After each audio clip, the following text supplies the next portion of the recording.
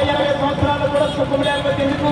భర్త తాగిసి వచ్చి వారి అక్రమ సంబంధం ఉండి పిల్లల చరిత్రలో ఉండి ఎందుకు ఈ జీవితం కష్టపడుతున్నాం తింటున్నాం? ఏ వ్యాపారాలైనా చదివామా? కానీ మనిషి ఆత్మహత్య చేసుకుంటున్నాడు. భార్య ఉడేస్తుంది, కోడలు ఉడేస్తుంది, పిల్లలు పలు పురుగుల మధ్య చనిపోయారని ఎన్ని వార్తలు వింటున్నాం. ఎందుకు తెలుసా? కారణం మనిషికి నెమ్మది లేదు, మనిషికి శాంతి లేదు, మనిషికి సుఖము లేదు. ఆ ప్రాణాత్మ దేహాన్ని రక్షించడానికే ప్రభువైన యేసుక్రీస్తు ప్రభువారు ఈ లోకానికి వచ్చిన్నారని. వచ్చి ఏం చేశారు తెలుసా? ఆయన 2 చేతులకి మేకులు కొట్టారండి, ఆయన తలకు ముందే కిరీటాన్ని పెట్టారండి. మీరు చూస్తున్నారు కదా యేసు ప్రభువారు సిలువలో ఆయన వేలాడుతున్న దృశ్యము. ఆయన మేకులు కొట్టి ఆయన చివరి రక్తము కొట్టు వరకు కూడా మన కొరకు రక్తాన్ని కాచి ప్రాణాన్ని పెట్టారమ్మా. ఇది ఉచితంగా దేవుడు మీకు ఇస్తున్నారు.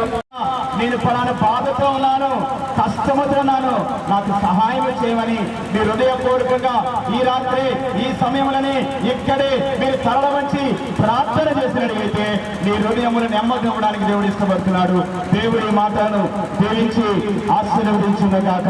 కాబట్టి నేనే వెళ్ళి నా పిల్లల కొరకు నేను రక్తాన్ని కార్చి వాళ్ళు పాపాలను నా శిలువలో పట్టువేస్తాను అని యేసు ప్రభువారు 2023 సంవత్సరాల క్రితము సర్వ మానవాళి పాపం నిమిత్తమే ఆయన లోకానికి వచ్చి మనుషులందరి యొక్క పాపముల నిమిత్తము యేసుక్రీస్తు ప్రభువారు సిలువలో ఆయన రక్తాన్ని కాచి ప్రాణాన్ని పెట్టి ఉన్నారు.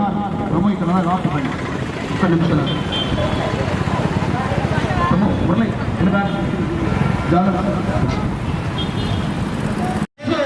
ఆయన ఎన్నడూ కూడా సమాధిలో లేడు, సమాధి నుండి బయటకు వచ్చాడు.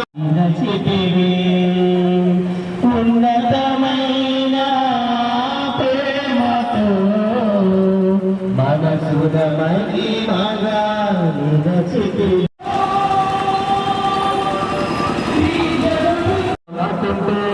అన్నా యేసయ్యను నమ్ముకుంటే ఎన్నెలో ఎన్నెల ఆ స్వామిని కొలుసుకుంటే బ్రతుకంతా ఎన్నెలా ఎన్నెలో ఎన్నెలా.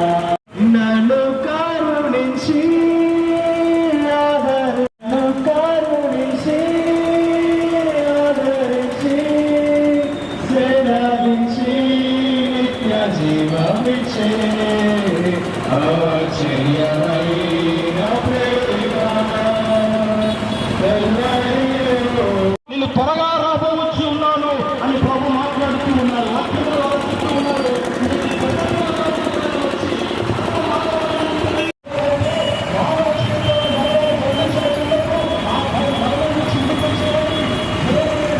దానికి వెళ్ళగలం లేదు. ఆయన పరలోకంలో నిత్యము వేవేల కోతలతో కొనియాడబడిపోయేవాడు మానవ జీవితాన్ని ప్రేమించి మన బ్రతుకును ప్రేమించి నేను ఊరేగిస్తున్నాం.